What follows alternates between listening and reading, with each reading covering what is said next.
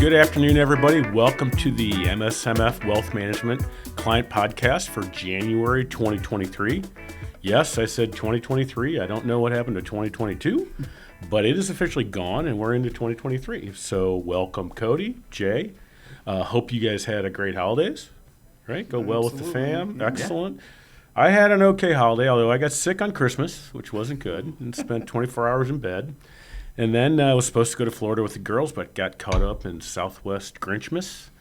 So the girls decided we should road trip. So I spent 17 hours in the car twice in 6 days. And I will tell you, I'm not a young man anymore. Never again. So anyway, we're into the new year. January, as you guys know, is, let me get the title right, National Financial Wellness Month. So it sets the tone, I think, for the content of the podcast today.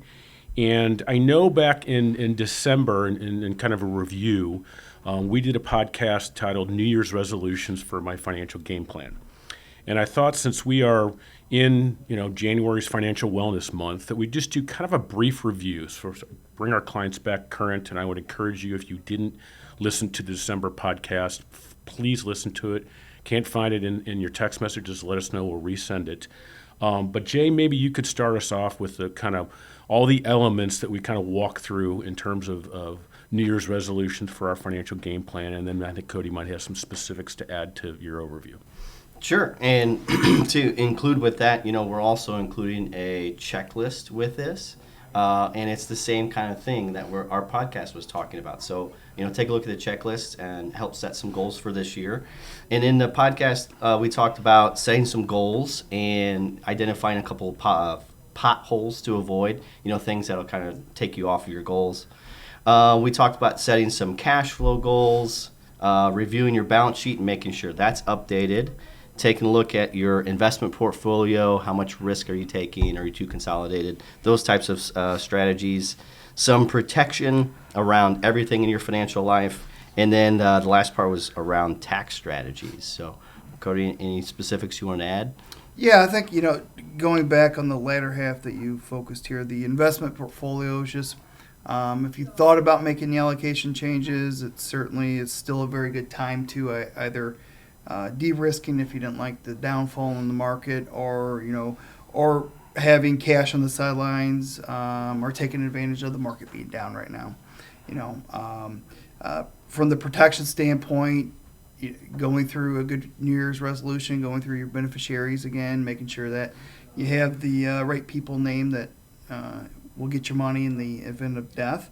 And on the tax strategy part,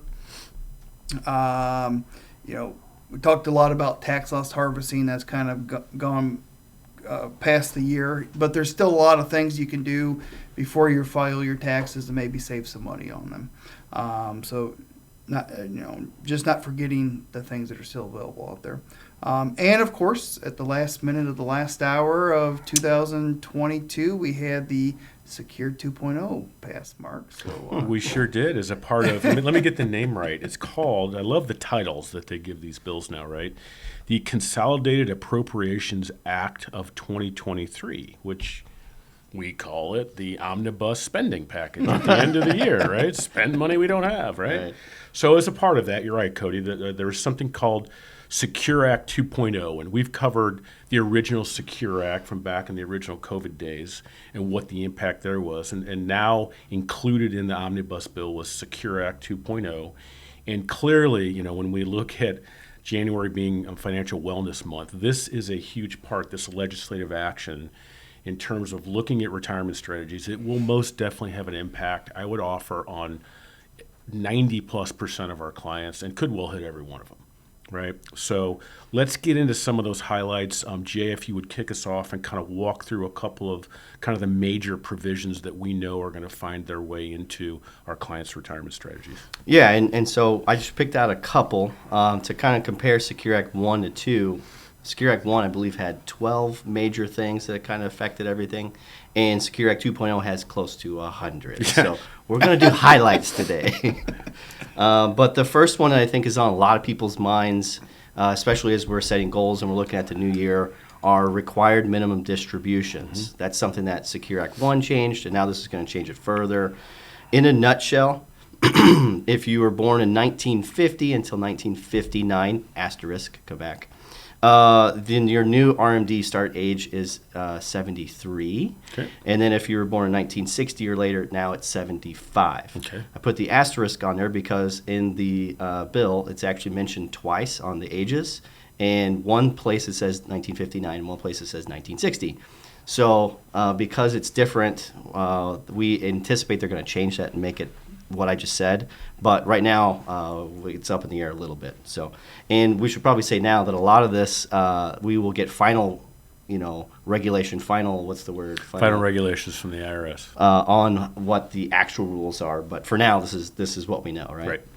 All right. The other thing around RMDs is if you have Roth 401ks or 403bs, remember that's after tax. You've already paid taxes on it. Before you had to take an RMD on that, you didn't have to pay taxes, but you still had to take some money out. If you had it in a Roth IRA, you did not. Now they're matching, so you no longer have to take an RMD on qualified Roth money, after-tax money. Another thing to note for 401k catch-ups, so if you are age 50 or over, you could put more money into most plans, most retirement plans. So I'm they the only added- one here that really, in this group, that That it qualifies for affects right catch-up. now. Today. Thanks. Today. They added a new age bracket if you are 60 to age 63, so just 4 years. I don't know why those 4, but anyway. And then I'm going to call it the super duper extra ketchup with relish because they're saying you can add even more on top of that. I just made that up and almost made Mark spit out his water over there. If you're those ages, you can add, and there's a wonky formula, but you can add even more on top of it. And then another catch-up you can do, another thing that they changed, this one doesn't really improve anything in my opinion, it's just made it more complicated. If you make over $145,000 and you want to make a catch-up contribution now when this is in effect, that's another thing. These all aren't in effect right now. Right. Some are this year, some are next year, some are next year. At some point, if you make over $145,000, your catch-up has to be Roth. It cannot be lowering your tax bill. Right. So that one's fun. And then another one I want to talk about real quick is the 529s. You can, at some point, you can take your 529, and if you have money that's left over that you didn't use for college, you can now, there is a process to move that to Roth IRA money.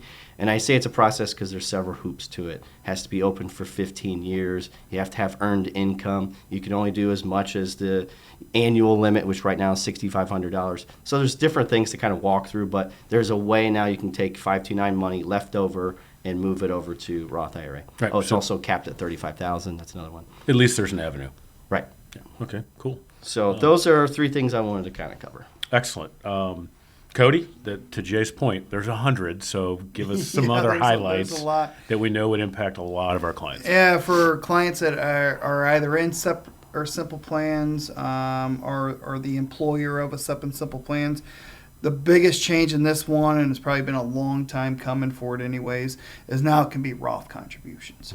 And probably a bigger part yet that Jay didn't really have time to catch up on is like for the SEP, which is employer money only, can now be Roth contributions, which goes back to your own 401ks. And again, we don't know how everything's going to work on it, but your matching contributions, for example, has the ability to also go into your Roth account where they were pre-tax before.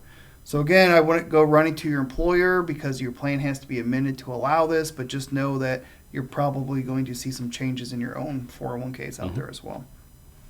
Another part is the employer retirement plans and student loans. So I think this was part of a previous bill to where if you had student loans somehow set up through your payroll again, is that can go to pay directly out of your payroll to pay down your federal student loans. A part that was added into it is that portion that is going to pay for your student loans is going to count as a deferral into your 401k, although the money's not going into your 401k. Therefore, you can get the match on it. Right. Again, payroll stuff, how they're going to figure this all out, I don't know, but know that it's going to be available for you guys out there. Another area, qualified charitable distributions. That age is 70 and a half, so they kept it from the before Secure Act 1.0, where you can basically take a distribution out of your out of your IRA, and it goes directly to a charity, and you don't pay taxes on it. There's a one-time, is it $50,000 distribution you're allowed to do? No. That can go to fund your own charitable remainder trust. That's about the depth of it. I'll get into it. If you're interested about it, certainly let us know. And it was capped at $100,000 per year, but now it's going to track with inflation as well. And another big one out there that might go towards a lot of you guys to using is that IRA distributions. You can take early IRA distributions. You're still going to pay taxes on it, but you'll forego the 10% penalty to help pay for long-term care premiums. Again, the types of insurance, I know it's going to be to use for long-term cares, but there's still a lot of unknowns on that as well. Right. Just to know that it's on the radar. Right, and I guess what's interesting, because to Jay's point, Secure 1.0 was a handful of provisions, less than a dozen. And it took the IRS almost a year and a half to come out with final regulations. Right. Well, yeah, they just came out with in May, I think, of last year. Correct. Yeah. And it crossed over tax years, and they had to make provisions for that. So I don't foresee final regs on something this complicated for a while. We'll certainly be taking actions, but the IRS has shown if it takes, for instance, into 2024, there'll be allowances because we're covering tax years. And some of this is relatively straightforward. We'll be able to put this in play with clients right now. Again, the expectation is not that you're going to be an expert in Secure 2.0. It's our job to research all of it for you to figure out how it impacts our clients' plans, but we will be talking about it virtually every time we get together this year and probably into next year. There's a lot of good things in here. It is complicated, and then we're going to kind of help sort through the spaghetti to figure out where the actually meat sauce is, right? So again, to start with, go back and listen to the December podcast because it's a great detailed review of your New Year's resolutions for your financial game plan, and we're going to be talking to all of our clients about that as well. Secure 2.0, don't be shocked when you hear the language because we're going to be bringing those opportunities to adjust clients' retirement strategies into play. And I think the last thing, we are now in tax reporting season, and so I'm not going to say the custodial 1099s are going to start coming out tomorrow because they're not. We know those typically have gotten later and later and later. The one thing I will say is that if you haven't gotten a 1099, as always, don't hesitate to call our office because if it's out there, we can pull it down and get it to you. And in any of the things that we've talked about today, obviously, please give us a call. Let us know. We got experts right here and other experts throughout the office, and particularly in the Secure 2.0. So, Jay, final thoughts?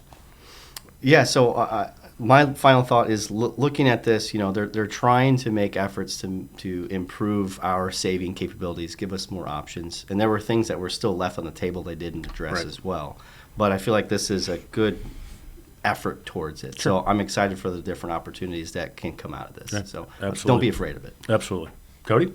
Yeah, I just think that with all the changes going on, if you have questions, kind of going back to what you said, certainly let us know. If we don't know the answer, we can certainly have a good avenue of finding it. Right. Absolutely. So call us, email us, use the text line. I know the vast majority of you are on the texting line, and the beauty there is that 4 or 5 people see that text, so you're going to get a lot quicker response. If you email me, please include someone else on an email like Jay or Craig or Cody. That way we know we'll see it, but the text line's the best. And again, share this with any of your friends or family because it is National Financial Wellness Month, and these are critical, whether it's your own plan that we've helped you with or legislative actions that come about, and this is a significant one to Jay's point. We're here to help. We're here to demystify it, and most critically, I think Jay's right. We're here to help you take advantage of it. So that's our podcast for National Financial Wellness Month. So Happy New Year, everybody, and go Blues.